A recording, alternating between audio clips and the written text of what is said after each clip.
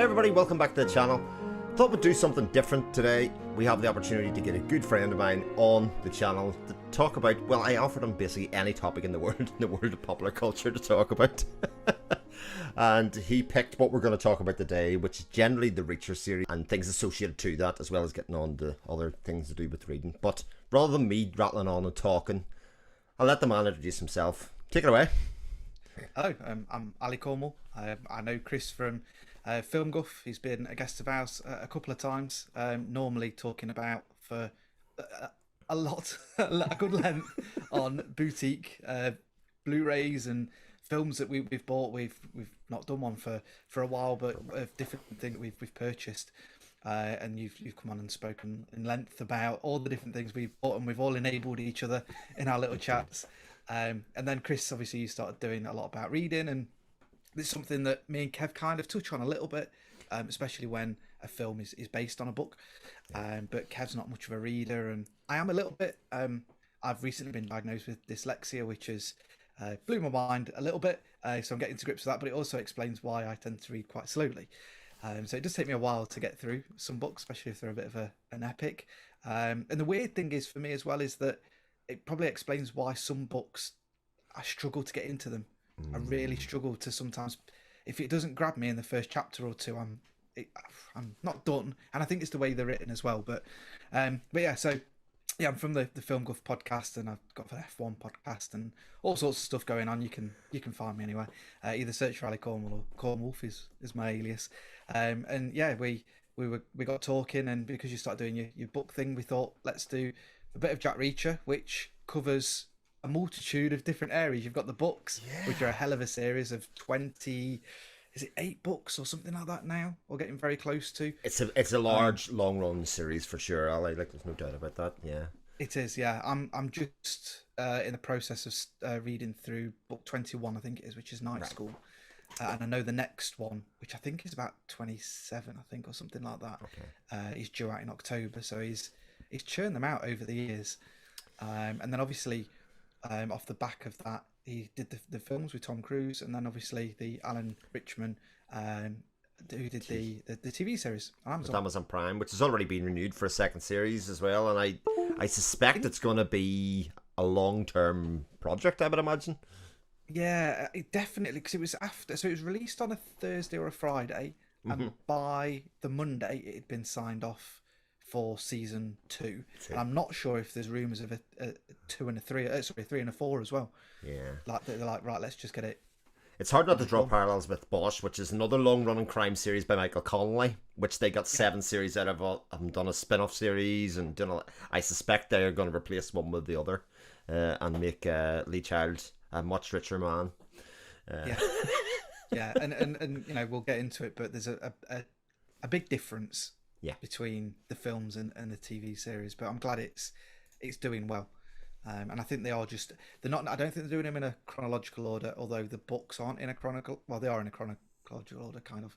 Yeah. It jumps around a bit, so it doesn't matter. There's only 2 or 3 books that link into each other, but the rest of them you can read anyway.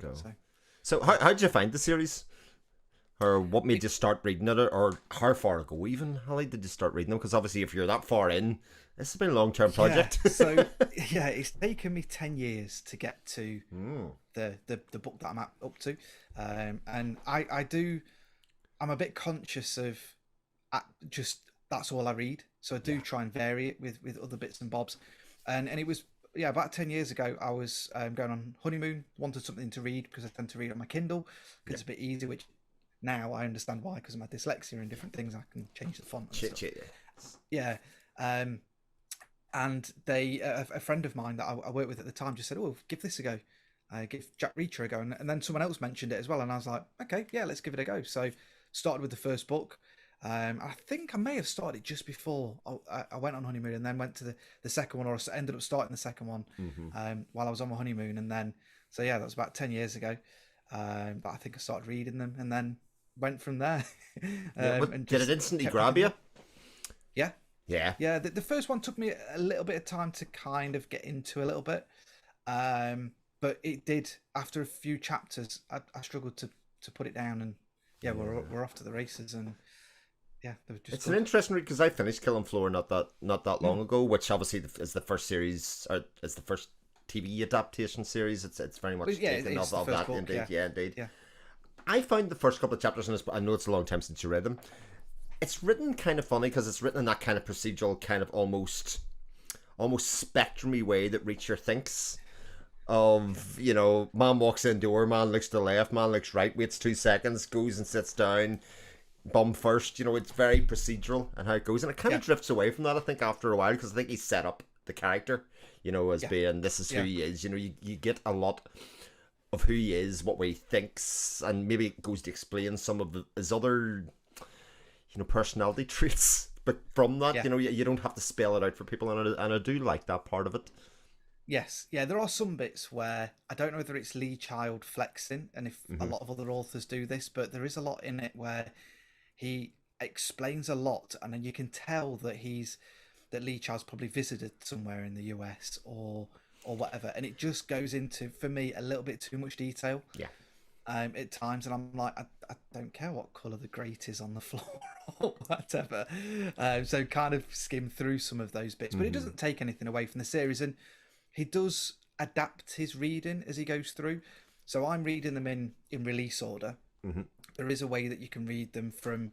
There are ones where he's in the military as a military police officer, and then obviously he goes to be, I guess, almost like a freelance help.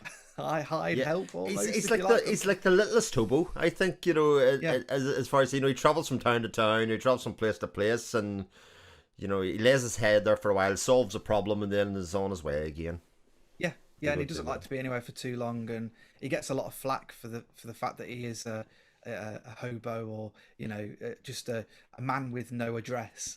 And he's like, but I spent ages of because he's a military child as well. He grew up on military bases and things like that.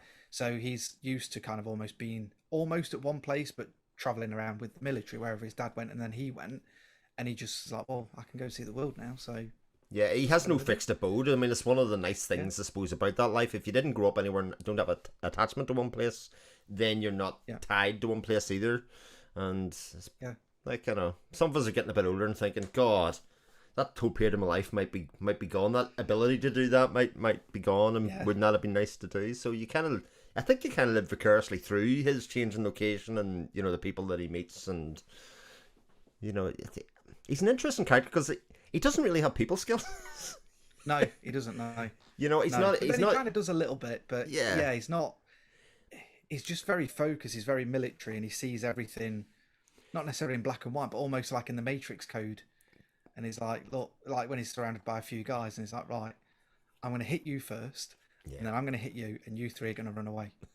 And they're like, no, and then you know, it happens because, you know, he is, what is he, 6'4", 5", something like that. Yeah. So 6'5", and he is built like a brick shit house. Yeah. Which is where the films with Tom Cruise kind of didn't quite hit the mark. Yeah. Thankfully, his acting, I think, made up for it.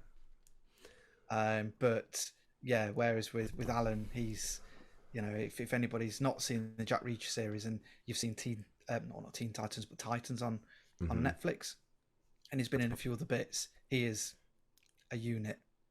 And he is. Mess with him. He is somebody, when he walks into the room, heads turn and go, shit, there is a physically imposing man, and I wouldn't really want to mess with him.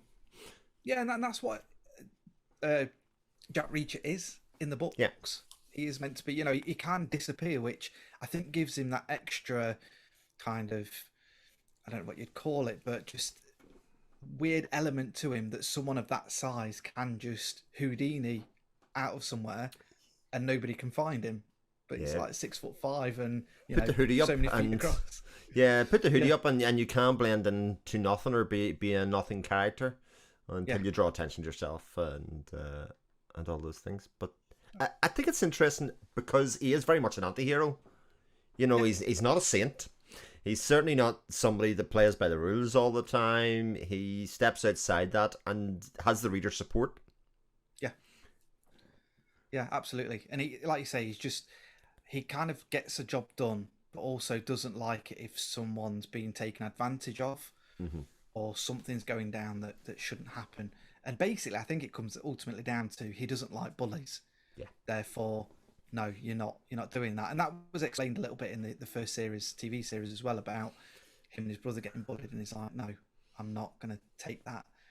And that's how they kind of had their relationship. But it's very much kind of a little bit like a damsel in distress, but sometimes he doesn't realise that. And sometimes he's victimised, which I guess is how America can still be with their, various states and villages and stuff where you're not from around here, leave. Yeah. Even though he is American. We've got local rules. There's a way we do things around here, and you're supposed to fit in here. And of course, he doesn't care about that. He is, in old style terms, I would say he's like an arbiter of justice. He's going to mete out what he sees as the right thing, the right way to do, and the rules really don't matter to a certain degree, which I think is kind of odd because he is from a military family and a military background, and there's a code that you must follow. Yeah, but he does the right thing. Yeah.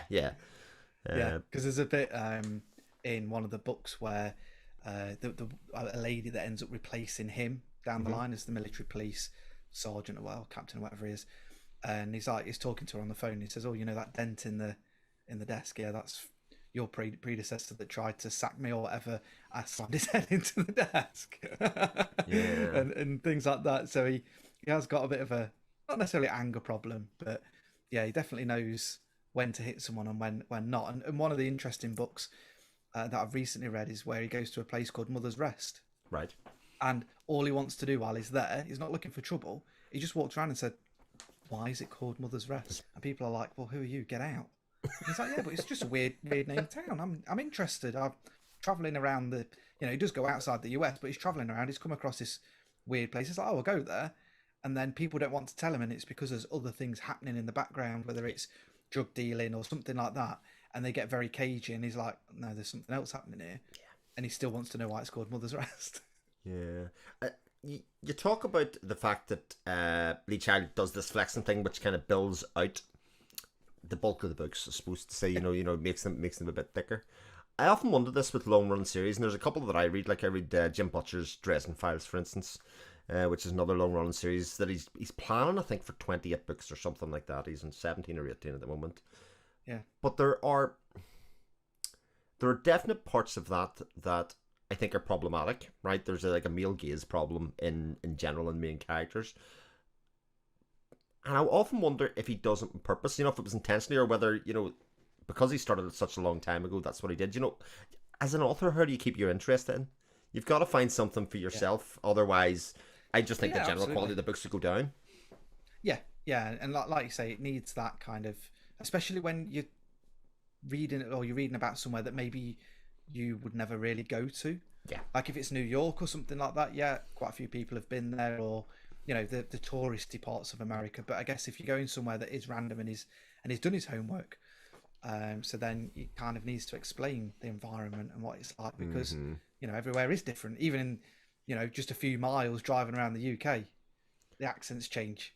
Well, we're not that far apart. 1,000 miles or something like that, and it's almost a different world. The UK is a great example because political beliefs, accents, ways of life, things that are important change by a stretch of 20 or 30 miles in the UK. Like, it's absolutely insane how things can be so incredibly different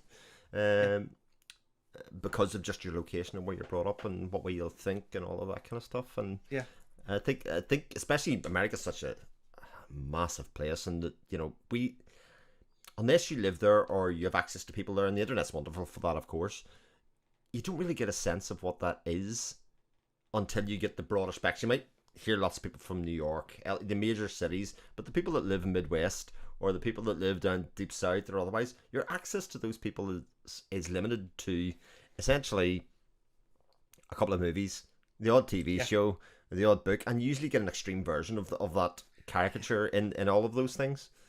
Yeah, you do. Yeah, and it, like you say, it's just mad that how condensed it is, basically. In the UK, and I guess accents even in Ireland between Northern Ireland and Southern Ireland will change, and different dialects and whatnot. But obviously in America it's like that, but on a bigger scale, so therefore it's more more stretched out. But yeah, I think sometimes it does go into a little bit too much detail, but you can kind of skim it. You don't have to read it in too much detail, but you can definitely tell he knows his stuff, especially with weapons and military and things like that. And it's the more recent books he's started to hand the reins over to his brother Andrew as well. So it's going over to his brother at some point. Yeah, it's one of the things I often think about portrayals of Northern Irish people, because I don't know if you'd seen it, The Tourist, which was the one that Jamie Dornan was in. TV show. It was a HBO BBC production where he's in the outback in Australia. Okay. That was about the first depiction I can remember of a Northern Irish person that wasn't a terrorist. You know, the terrorist wasn't part of who they were or who they had to be or their legacy. You know, the reformed terrorist or something. You know, depictions of that in screen are just not quite the same. Yeah, and like you say, it's you can almost guarantee if you're watching a film and someone's got an Irish accent or a Russian accent or something like that, they're the bad guy. Yeah. Oh, but that's how it used exactly to be. It's right. not so much now, thank God. Yeah. But, the Russian guy with the Russian accent that appeared in the long overcoat was never the good guy. Oh dear.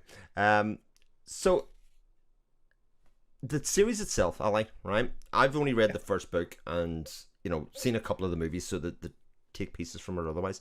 Are there narrative changes, you know, like wholesale changes or events that happen across the 20 odd books that you've read that change the direction of the series or change the impetus or change, you know, or is it very much another story, new location with slight progression of the character?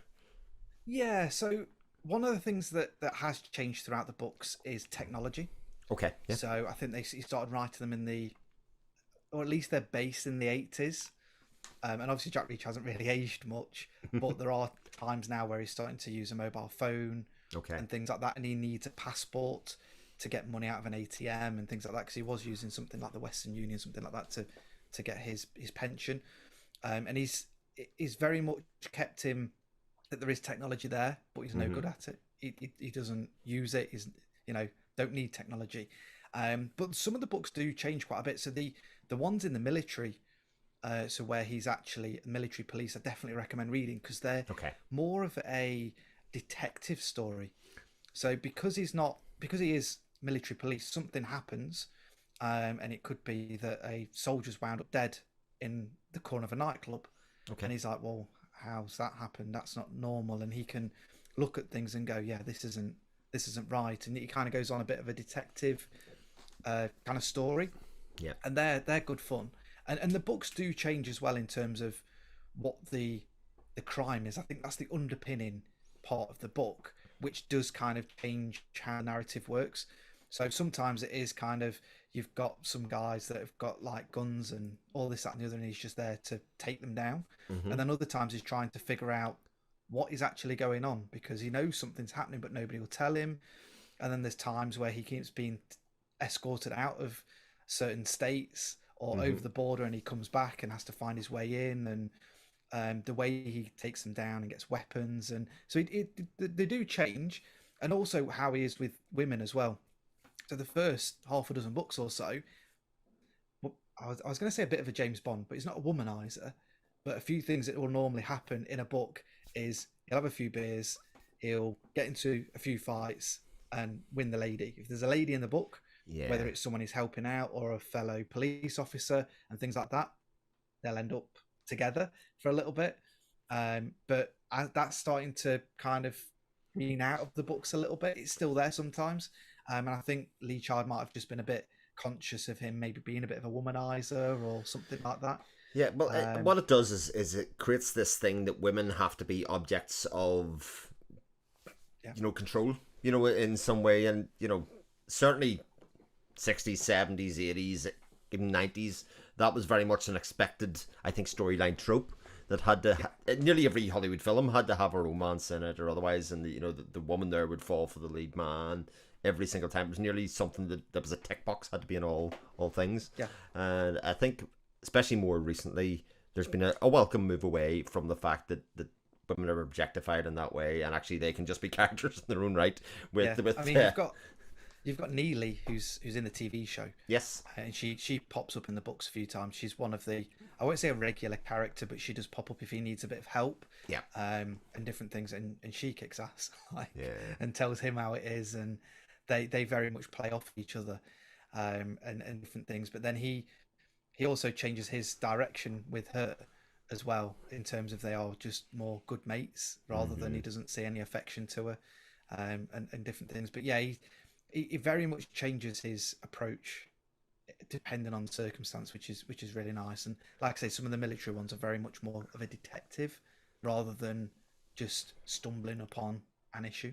Yeah, like if I think of other series that I've read similar, like I would have read the case Carpetta by Patricia Cornwell, who's a forensic pathologist, right? Yeah, my wife reads a lot of them. So I read a lot of them. I can't read anymore because at a certain point you see the plot by numbers kind of part of it, and a lot of them have, and forensic crime dramas often fall in this of having the MacGuffin that it's solved by this one thing rather than a natural progression. You get to a point of the book and you get the key piece of evidence that comes back from the lab that basically there's your MacGuffin to tell you who the bad person is or who the thing is, and at a certain point you're waiting for it when you're reading the books. And you're going, right, when's this going to come? Whereas Reacher, I've only read one book, but it's the same with the Michael Connelly Boss series as well. There's very much a process that goes through.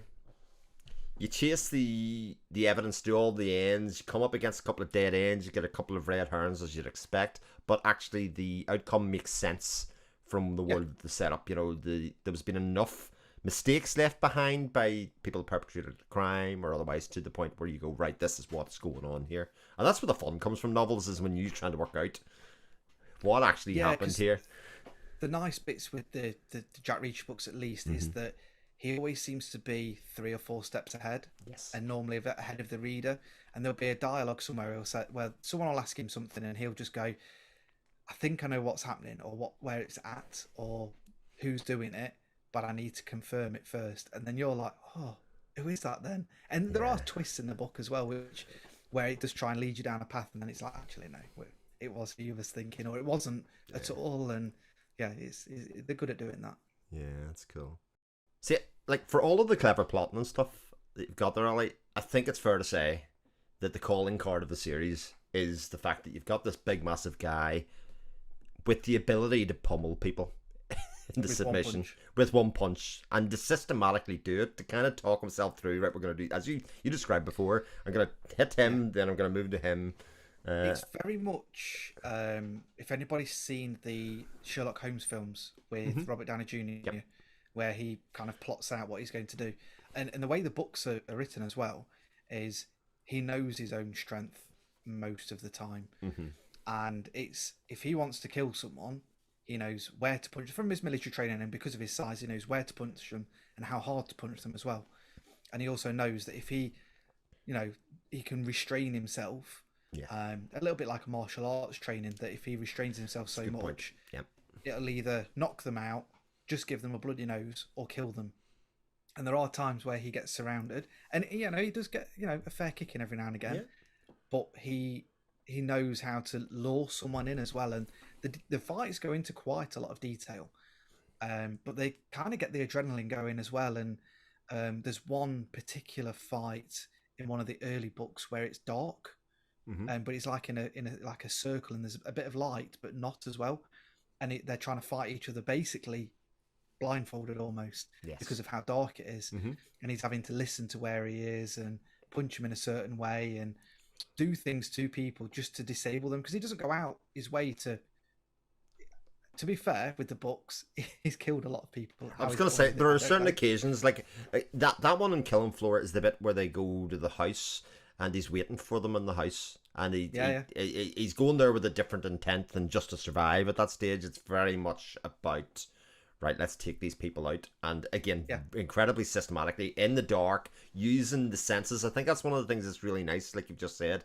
He uses the lack of ability of other people's senses to his advantage because of his training and all of those things that he has, So and for just being a military police officer as well, he did do a bit of army as well, but then he just went into military police. So he has to be able to be skilled enough to beat up and apprehend other people that are military trained. So he has to almost have to be, and I think one of the books it does go into this as well, that he has to be at that extra level, because if not, what's the point in having the police that can take, the people that are doing wrong and stuff. So, but yeah, he does injure, kill, and harm a lot of people.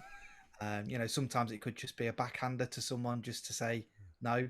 Sometimes he's breaking legs and arms and all sorts. And he does use guns. He knows how to use them, but it's more physical violence, I think, with him because of his size. He doesn't need to use weapons.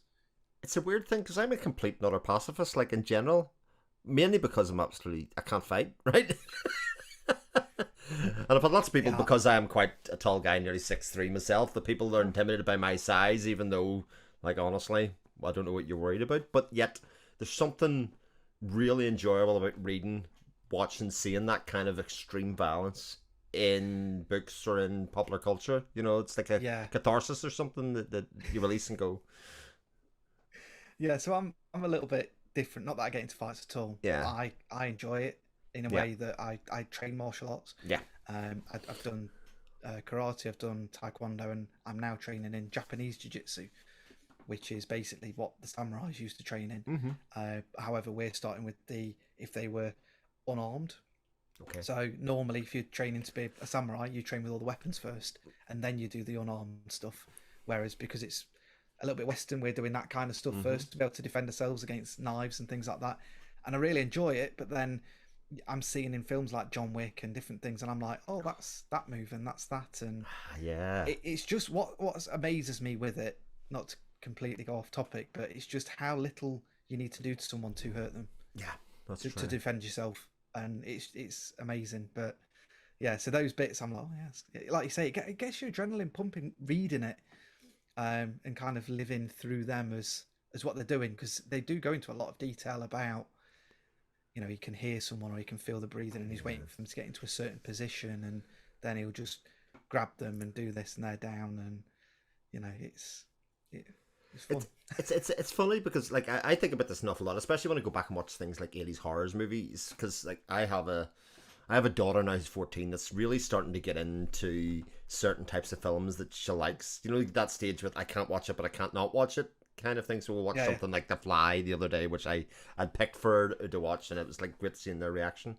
But I think the bit that I didn't even realize when I was that young watching it is that the extreme violence, the extreme gore, all of those things that are kind of outside what I'd say acceptable use in society, they're nearly always played for fun. The combat is fun. How creative can you be? It's nearly like a form of art in that, right, what's a creative way I can kill this person, injure this person, maim this person, and you're not meant to take it as violent. Yeah, well, you know what I mean? As being brutal. I think Jackie Chan is the pinnacle of that. Exactly. He's a very, an incredible martial artist and trained with Bruce Lee, and he's actually at Enter the Dragon in the background and stuff. But he does it in more of a comedic way, where it is fun and it's fighting and it is quite violent at times, especially in Police Story, where he's driving through so many planes of glass and doing all the stunts himself and different things. But it's done in a fun way to an extent. But then you start, as we've matured in an audience, we then get things like the Bourne films and the most recent run of James Bond, where they are more gritty, in your face, and not so flouncy, shall we say, in Hollywood. It is more block, bang, you down kind of thing, rather than trading blocks and punches, because not everyone's trained. But that's true. But it's interesting that you bring up Bourne and Bond, and we're getting totally off topic, but I think in general it kind of fits the thing, because not only did they change the combat style, which was very much the block arm, you kind of think they changed how all those things were shot, because it all went very shaky cam, all very handheld, so you got right up close and in the face of the action, so you could feel the impact of the block, because that kind of thing shot from further away. It's technical, but never that impressive physically. You know what I mean? Whereas if you get really right up in somebody's grill, they're like, right, okay, this is. And even like the John Wick films, they are. I think that's the most recent. Not so much shaky cam, but very violent. But there's a balletic nature to John Wick as well. It's very much like a dance. I often find when I watch those, and I'm amazed that I love the John Wick movies as much as I do, because they are brutal from start to finish, especially the first one for being so short. They're brutal. Yeah. Absolutely. Yeah, But like they say, there's like a poetry or a beauty or an art to how he goes about systematically taking down hundreds of people in minutes. And I think the violent side, that escapism or that bit where you're representing something that is not part of your life, and whether you're training or trained in martial arts or it's as far from your personality as it is in my case, you still can get a lot of joy and a lot of fun out of it. That's why you watch films and you read books, is that escapism. I love, the Harry Potter series. Yeah. And I'd never, it doesn't even exist, does it? As far as we're aware, of being able to do, yes, people could do magic tricks with cards and stuff, but you can't cast spells and different things. And it's that escapism that, and even playing video games and stuff like that, it's a way that you can then just. I love my racing games. I've got a wheel and I get as close to reality as I can because that's what I could afford to do as well. It's just being able to live outside of your bounds without having to spend loads of money or do training or get arrested. And I think we take it for granted sometimes because it's only, again, I've got a couple of younger kids coming through. They're getting to an age now, and they look at some of the things that I consume as part of entertainment. And like, say, I remember many years ago playing Assassin's Creed, and one of my children coming in, maybe about 7 or 8, and going, "And can you go anywhere in that world?" And I'm like, "Yeah." And they're like, you can go? Can you go up the top of that building? And I was like, "Yeah." So you go at the top building, and you can just see the wow on their face, going, "Yeah, this is such a cool concept that I can explore a world that's not reality, and that isn't a thing." And it doesn't matter about any of the combat or the story parts. It's just the freedom and the kind of thing to say I could actually put myself in that character's shoes and then decide I'm going to go that way, which is the beauty of those games, Skyrim, all of those things where you're free to explore and then do, right, I'm going to do things how I want to do and see the world and butcher a couple of hundred people along the way. Yeah, and even in the most recent games as well, they've added more of an educational piece to them as well, where you can, especially the one in Egypt, the Origins, the virtual tour that they did, yeah, they've added those in as well, which is really good to give you a bit of history and whatnot. Yeah, which kind of links back a little bit to Reacher and his tour around America, and and finding out and seeing the differences and the similarities between different parts of America, and kind of giving you an insight into what the people are like, what the places are like, and all that kind of stuff. So yeah, absolutely. Yeah, interesting series, like I say, and I'm wondering, I'm unsure whether to keep reading myself, Ali, to be honest, because I find these kind of crime procedural kind of things are done so well in TV and movie. They are set in reality, so they can tell those stories within that context very well. Whereas there's some kind of books and series like Harry Potter that can live better in your head because it sits outside reality in some ways. Yeah. You can. There's a majesty to how we perceive those worlds. The way cinema has changed as well, and not necessarily just cinema, but the way TV's changed more than anything from Game of Thrones and different things that we were just talking about off camera. But I think now the Harry Potter series, as much as I love the films, and they've got their issues because, books that even like Lord of the Rings that are absolutely massive, you can't cram all that into a film, probably will suit TV shows better. And I think that's why they are booming so much, and you're getting a lot of big actors that are doing movies and TV, whereas before it's right, I'm done with TV, I'm a movie star now. Whereas now you're just an actor and you go on and do whatever you want to do, and you turn up in this and you turn up in that, and next thing you're on the big screen. And I think books are better to an extent for TV because you get to add the extra detail and things that fans of the series will want. Now if it's a series of books that's only had 2 or 3 in it, and you put it into a film, it's not too bad. But when it's something like Jack Reacher that's got such a big following as well, 20-something books, you need that detail because your core fan base probably going to rip you apart if you miss certain details out. And I've read a lot of books that are based on films. Sometimes they're better, sometimes they're not. And I've ranted about those on the podcast and things. But it's like Steve Batman or Stephen King that did Running Man. Nothing like that film. Love the film. But the book is nothing like it at all. But it's an inspiration.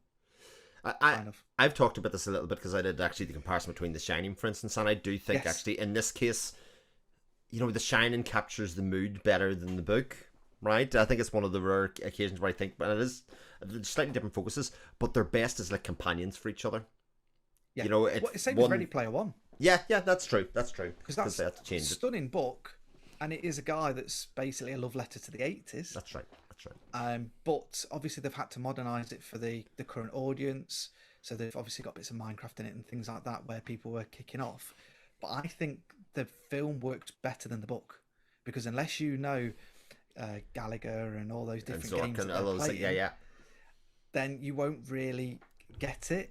Whereas obviously because they modernised it and it's more of a race at the start rather than being a dungeon crawler, it works better. Yeah, and slaughtered for that, but well, but I can see that, because like it's different me reading Ready Player One than if my kids read Ready Player One the book, they're just not going to get any of it. Really, they're not really going to get the references. They're not going to make sense. They'll be able to follow along. It's not that they'll be lost, but actually, what the core of the beauty or the nostalgia bit that's really hitting them will be lost on them. Whereas they can watch, regardless of what it is, they can watch and follow along with what kind of world they're going on, whether they're aware of what the world is built on and tales or otherwise. Like the idea that my kids would know what a text adventure is, even in its own right, I think would be quite alien to them, Yeah, and probably boring. And probably very boring. Like, why would you waste your time on that kind of media? Otherwise, but where technology was at the time. That was brilliant. That's true. I know, we loved it, but you filled in the gaps yourself, and I think that imagination part is one of the bits that, for as good as TV and movies can be, they'll never reach the possibilities of what your mind could create. Yeah, absolutely. And the weird thing is, I find as well when you're reading books is, and I don't know if this has happened to yourself, it might just be me, but because I fall asleep quite easily reading a book, because I tend to read at night. Yeah. And then, unless my Kindle hits me in the face and wakes me up, but I end up kind of carrying on reading the book. Mm-hmm. And then I'm like, hang on, no, that's not just happened. Yeah, and you kind of like carry on the story. It is. I think that bit is fascinating. There's how these little stories get stored away in our brain. Maybe to follow on directly from what you've been doing, or maybe sometime later on. Yeah. I remember having a very vivid dream one day. I loved the TV series Alias, right? Yep. Hadn't seen it for about 10 years, and then one night, very vividly, and I remember no dreams, just like everybody else in the world, I was in an episode of Alias. It was the most awesome dream I have ever had in my entire life, and it wasn't. There was nothing romantic about it. It wasn't that kind of dream, in case anybody's wondering. Yeah. It was very much I existed in that world, and it wasn't a story from the TV series. It was new and imagined, and my brain had invented it, and it was just like, this is epic, absolutely epic, better than any movie, better than any. I was actually in it and existing in it. There's some way we could tap into that, that part of the brain, just, in some way you'd be a very, very rich man. But like you talked about the fact that, we've got a couple of movies here. I think it's fair to say the reaction to them is not always warm.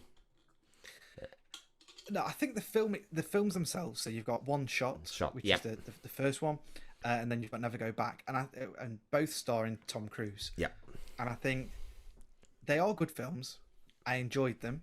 But I think the reason why they were not as highly rated is because, like everyone, you go to the original source. Yes, indeed. And then when you see that he's 6'5", built like a brick shithouse, and then you've got Tom Cruise, who's barely over 5 foot.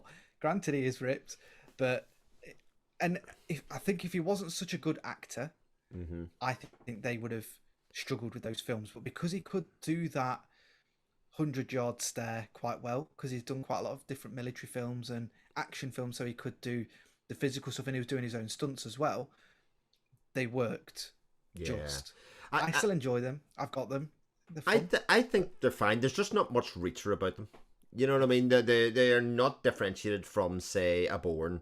They're not differentiated from one of those, like James Patterson even kind of things, where you'd have a central protagonist. The one bit that I think that really works, I think in the books, it's in One Shot, isn't it? It's where he's at the scene in the bar at the start, where he dissects and analyzes the situation. He works out, he gets outside, he gives them a chance to say, look, you need to walk away, this is your last chance.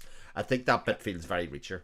I think a lot of the rest of it doesn't really differentiate itself, other than being, he's smart, He's a smart guy who was in the military. Yes. Yeah.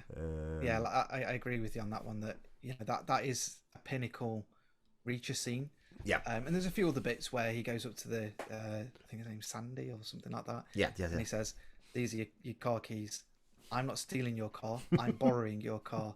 Do we agree?" And he went, "Yeah." And then they're like, and it's certain things like that where he's saying, "Look, no, I'm borrowing the car and different things to go after Jeb," and but like you say, they're not very Reachery. Yeah, they're more like about the touch story than him. They're like touch parts of his character. Whereas if you compare it to the TV series, the first thing you see in that thing is this guy is fucking huge to a level that nobody else in the world around him is comparable. Yeah, and he's put a lot of effort into it, and I've seen a few behind the scenes things, and he's read the books, and really got into it. And I think I might be mistaken, but I'm not sure if he actually at the time he auditioned or at least tried to get an audition for the films. And didn't get there because he wasn't that well known at the time. Yeah. Not that he's massively well known now, but he's obviously after this is getting there. TV invents its own stars. I think people will engage with a long running TV series and take in, and like I don't think there's anything about it. I think he's a fucking superstar now. I think he so perfectly nails this. Well, he's in the next Fast and Furious film, so what can you say? Yeah, that's it. But I know the TV show got a bit of. So I'm on a few Facebook groups and different things to talk about the books, and everyone's like, "Yeah, but he's saying too much," and I'm like, "Yeah, but if he didn't say anything, it'd be a bit of a crap TV show. He's got to, they've got to take that away because in the book again, they describe what's happening around him. That's right. And that fills it up. And if you've just got the camera panning and Jack Reacher's there, and one of the famous lines in the books is, "Jack Reacher said nothing." Yes. Or Reacher said nothing. Yes, he could say nothing and just look at someone, but he can't do that for an entire, 8-episode series. But you don't get the beauty of internal monologue that you do in books. So it's not that he's silent in the books. Yeah. We hear or read his thoughts. We hear what he's thinking and all that kind of stuff. Whereas in the TV series, that never comes across in any way, shape, or form. But it's endlessly fascinating to me how you can put a TV series like that together on the backdrop of two films that I think it's fair to say that the people who are fans of the show or the books didn't really buy into to the same degree. They may like the books, but they're like they're not Reacher. And then you have to establish within an episode, this is very different. This is the Reacher that you know, and this is what it's going to be like. Yeah, because there's one I think it's fairly early on where he's stood in the town hall and he's just towards the back, and he's like, "Well, Sasquatch came here and nobody ever like the way they refer to him, and nobody's ever died until he turned up," and things like that. And the good thing is that, and I think you mentioned this in your review of the book, is that it is very, there's not much they've cut out of the book compared to the TV show, which is really good and says something about what they managed to bring in. That's right. The only thing that does worry me about the future of the TV show is if they try and put some characters in the TV show that, because each book is its own, apart from a few military personnel. So Neil is in and out of it, and a few other military people. He basically moves from town to town, and it's a completely different cast. Yeah, that's the bit that I look at it and go, people are going to be expecting to see Roscoe and people like that back, and the temptation will be to put them back and carry them as through just points. Got to resist it.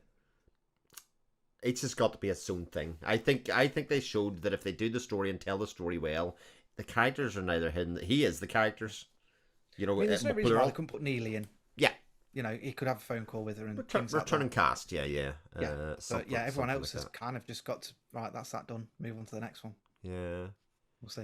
I am excited about the rest of the TV series because I think it's for a show that's about a violent man, they're smart. I think there's an intelligence to that's what makes it interesting, on a moment-to-moment basis, and then it's punctuated by these moments of extreme violence or things like that. So while we're on TV shows, I know we're talking about Jack Reacher, but have you read watched any of the Peter James TV shows that are on ITV?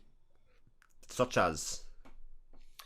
So it's they're called Dead Something. Right. Okay. So that I haven't. Peter James, my wife long story short, my wife got bought some books for Christmas a few years back from my Okay. mum and dad, and it was a collection, random collection, but they all had "dead" in the title. Right. And all of his books say "dead" something, like "dead gorgeous" or It's dead simple. things I'm like looking that. at some now. Or Yes, yeah. "dead simple" and all that. And my wife's read all of them, and she's waiting for the next one to be released.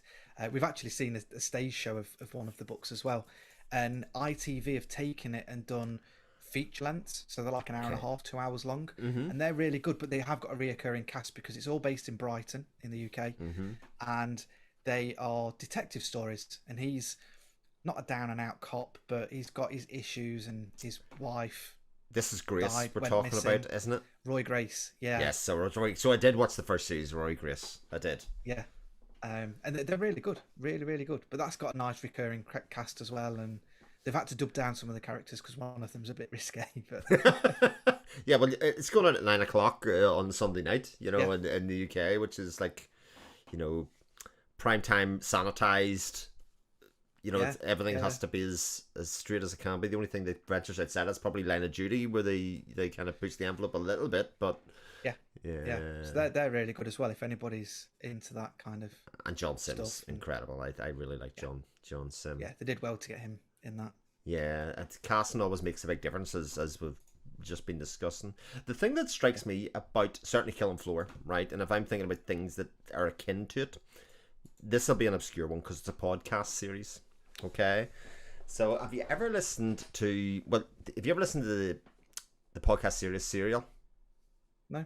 Oh, well, Serial's very famous. It tells the story of a murder of a young woman in Baltimore, right? That 15-year-old Korean girl, right? It was incredibly successful. In fact, it was so successful that they've tried to replicate it a number of times to not as much success.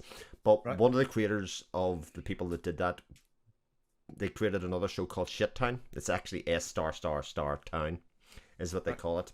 And what happened was somebody contacted the person that was investigating the murder of that young girl to say, look, there was a death here in this town, and we think it was the rich family's son that did it.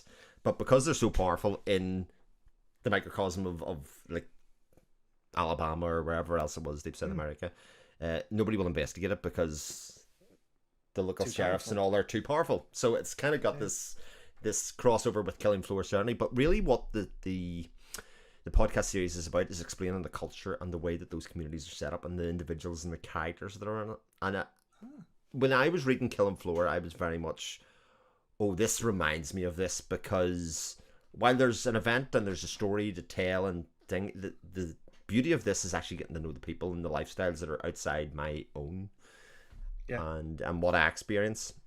And that's the first thing that I would say I would recommend from watching both the TV series and reading the book. There's something that somebody can stick on their podcast player of choice, on their phone or otherwise, and make their way through it. But 6 or 7 episodes, it's fascinating because it doesn't end up where you think it's gonna go. Yeah. You just don't know where that's gonna end up or otherwise. So yeah, that'd be my first real recommendation based on that. You anything else? I've got a few book recommendations for you. Oh, nice. Wants to get into the Jack Reacher series. So obviously you got to start with Killing Floor. Yeah. Where it all started. And the beauty, like we said at the start of the podcast, at the start of this video, is that you don't have to read them in order. There are a few that do link into each other, around 61 hours. Okay. There's although you can read them out of order, but it kind of moves on to the next town, but he's carrying some of the injuries and things like that, and I think someone's trying to chase him as well. But you can read them out of order. So, okay. But you have to read Killing Floor, where it started, where the TV series is based on. Then you've got Without Fail, which is where he gets contacted to help protect the president. Okay, which is a different take on things. Yeah.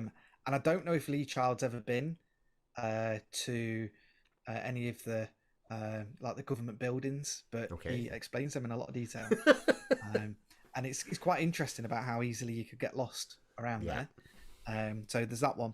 And then 2 more. You've got The Enemy, which is from his army days. Okay. Which is the detective kind of aspect. I like the sound of that. Yeah, that seems to be... things. And then the next one that I've got actually two looking at my notes, but so you've got Bad Luck and Trouble, which is where he's with a group of friends. Okay. I think Neil is involved in that, and that's what the next series is based on. Oh, right. So That's the next TV series, is it? Yeah.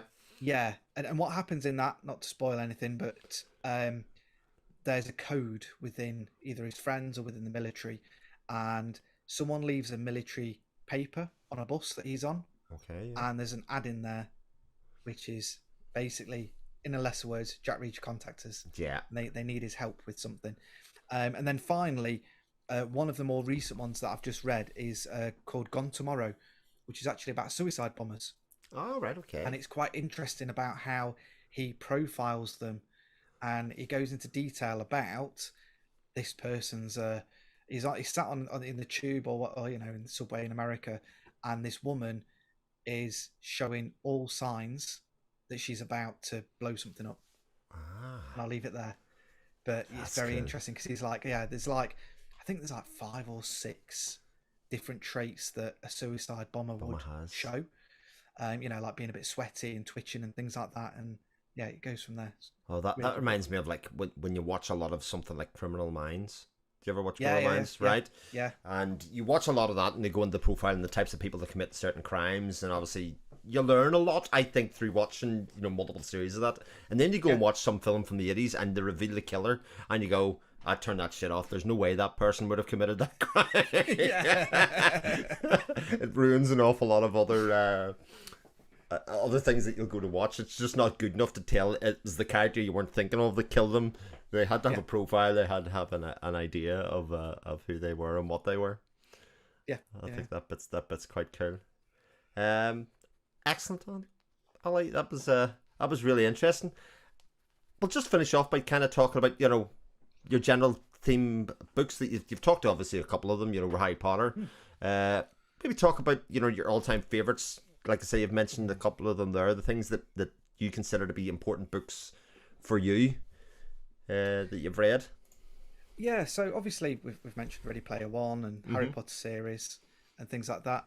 I really enjoyed. It's like a young adult one, but it's called The Loop by Ben Oliver. Okay, yeah. Which is a very interesting, a little bit like Maze Runner, but not. And basically, it's about these children that are put in prison. It's like set in the future, like a dystopian kind of thing. Yeah. And they are put in prison, but they're all in their own little box, and they have their own little outdoor space, and they don't see anyone. They can hear each other and talk to each other. Bit hard to go into too much detail without revealing anything. But it's a series of 3 books. I don't know if there's any more to come, and it's how different things happen. I've not read the second one, but the first one was really good once you get into it, because it's all kind of like technology driven as well. Yeah. So it's all kind of, it's like sci-fi kind of, everything's automated and whatnot, and then something happens, and it's what happens from there. And you said it's like young adultish. Is it got a younger protagonist in it? Yeah, he's like mid to late teens. Aye. It might be like 14 or something like that, 14, 15.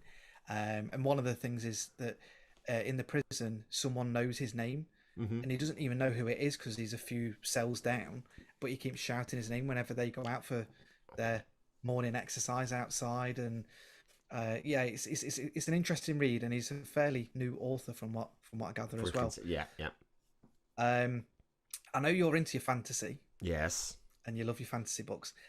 So one of them is Crimes Against Magic, which is the Harley Quinn Chronicles by Stephen McHugh. So he's been on the podcast a few times. We did The Man from Nowhere, which is quite a brutal martial arts film, Korean one. Yeah. And this is all about kind of like King Arthur and things like that, and the magic and the round table and stuff. But if it was in the modern times. Okay. But the book kind of, he's trying to remember. What happened? Well, he kind of part of the book is set in, way back when, like the 1700s or whatever, and what's happening with witches being burned and things like that. But then it's actually set in the real world, and I forget how he gets to where he is, but it's basically almost in the modern world, and then having to do the magic and things like that. Okay. So that's definitely worth a read. Quite a few books in that series. That's good fun. And then 13 Bullets, which is by David Wellington. It's a graphic novel, isn't it? Film. Yes. I think. Hold on a second till I just. Oh. Oh no. Wrong one. 100 Bullets was what I was thinking of. No. So this is it's based on Laura Caxon, and she's a vampire hunter. Right. Okay. And very interesting. A little bit like, not necessarily like Blade, but vampires used to be in the world, and they think they've gone, and then they kind of come back, and she has to hunt them down and things like that. And it's got quite a horror aspect to it, especially with how the vampires are described. So that is definitely worth a read. And I've actually got Cursed on the shelf behind me, where was it? Which he's done like werewolves. Yeah. So that's another David Wellington one. He was on the podcast as well. And this I bought thinking it was a Kindle book, and it actually came as a real book. So I do need to read it at some point. But so this has obviously got quite a interesting cover. But yeah, it's all about werewolves and things like that. But then the other side of it is all about vampires and things. So they're some ones that I've really enjoyed reading. And at the minute, I'm quite into a book that I've randomly found called Orphan X. Right. Which is basically, I did a Google search to say, where can I read books that are similar to John Wick? So I just kind of like, because that's my kind of genre. I do like the fantasy and I do like sci-fi, because I've read Leviathan and you know, things like that from whatever the TV show's called. The Expanse. Expanse, yes. Leviathan, yes. And basically, this guy he was an orphan. He was then trained to be a hitman in a way, and he was supposed to be kind of like an ethical one, and obviously it never works out that way. And then he ends up quitting that life, and he becomes the man from nowhere. Right, okay. And he basically gets his reputation from helping people, a little bit like Jack Reacher. And he has a way of, he would just go and take someone out, and the way it works is on a word of mouth. He says, right, go away. So, once he's helped them out, sorted them out, probably give them a bit of money and stuff, because he's invested it well, and he doesn't need to earn the money.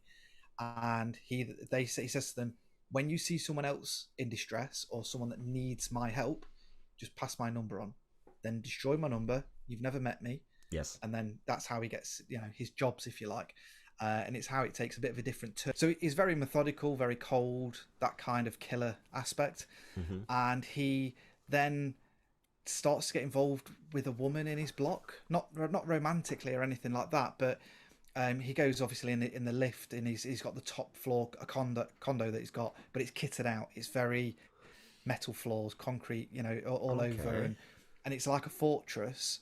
And then he starts to kind of go, well, do I really want to live like this anymore? And then he accidentally, he tells this woman's son, who's 7, something like that, who's getting bullied, because he notices he's bruising. He's like, yes, I'm getting bullied at school. And he's like, well, you hit him first. If he starts bullying you, take him down. And then she has a go at him. There's a knock on the door one night. What the hell have you been telling my son? And then for a joke, he tells him to put bleach in his drink. Oh, jeez. But then he says, no, it's a joke. It's a joke. But then he tells his mum, and he's like, you can't go around saying that to kids, because they'll do it. He goes, thankfully, he did take it as a joke. Yeah. And it's how he's got this, because something happens in the book. And, with his, he starts off with his first case, and then the second one starts to go a bit Pete Tong. So is it that he takes this person as nearly like another adult figure or another father figure kind of thing? Yeah, and his influence like that. Yeah. Yeah, she's like it's dead weird, because she's a district attorney and he's a hired gun. Oh right, okay. But she's a single mum, and she's like a bit all over the place, trying to take calls, trying to do big cases, and then she's trying to look after this son on her own as well. And it just happens that things happen, and he ends up being with her, and he's very particular about a certain type of vodka he drinks, and he cooks himself these really nice meals, but he's sat alone. And then he accidentally he's helping her. He's accidentally took a bag of drugs that she's got from the pharmacy back to his place, and he's like, oh, I'll go and drop it down, expecting to be 2 minutes. And rather than having this really expensive steak that he's just cooked himself, he ends up having hot dogs and spaghetti with the family, because he's helped them out. And it's like he's torn inside, but then also what's happening in the main story with this mission as well that's gone a bit awry. It's just really. I'm well over halfway through, and I only started it about a week or so ago. I like that because that idea of what would we be like if we didn't have the things happen. Is that I didn't meet my wife, I didn't have kids and family. Like I often say, if I'm by myself for about 2 or 3 days, which is happening actually this week as we're recording it, by myself, the kids are still away on holiday. Like I'd go to the garage and go, "There's an offering 6-pack of crisps here. That might do me for dinner." Yeah, absolutely. So it's an interesting reading. It's 8 books in the series. Oh right, okay. And the 8th one he's just released the 7th at the start of this year, and the 8th one's out next year. So fairly new series. Yeah. And so far so good. A few people I've read in the comments, as you do with reviews, moan that he likes a certain type of vodka. Well, technically he's a millionaire, so if he wants to buy that vodka, I'm not humble about that. They're calling him pretentious, but whatever. Maybe that'll happen to you one day. Even better. Maybe that'll happen to you one day, Ali. There's somebody people go, "God, what could I send them?" Yeah. Obviously not pop dolls, because I've got plenty of them. Well, if I know anything about anybody that collects pop vinyls, they can always do with more. Yeah, you can't even see them all. I know. So good. Excellent. Well, that was a lot of fun, Holly.